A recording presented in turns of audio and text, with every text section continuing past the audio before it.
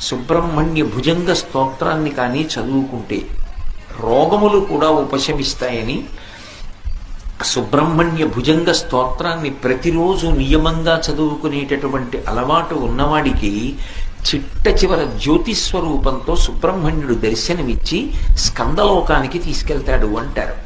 అంత శక్తివంతమైనటువంటి సుబ్రహ్మణ్య భుజంగాన్ని తిరుచెందూరు అని సముద్రపుట్టున ద్రవిడ దేశంలో ఉంది క్షేత్రం.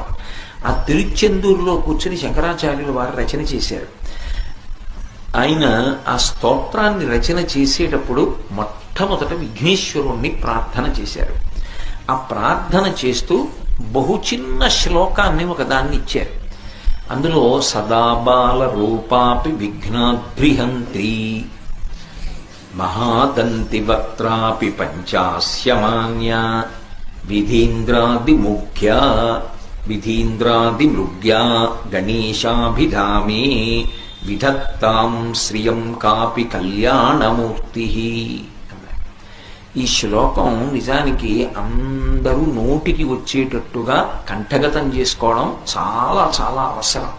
ఎందుకంటే విఘ్నేశ్వరుణ్ణి ఈ శ్లోకంతో ఒక్కసారి పిలిస్తే కాపి కళ్యాణమూర్తి విధత్తాం శ్రియం అన్నారు. నాకు ఏది కావాలో అది అనుగ్రహించు.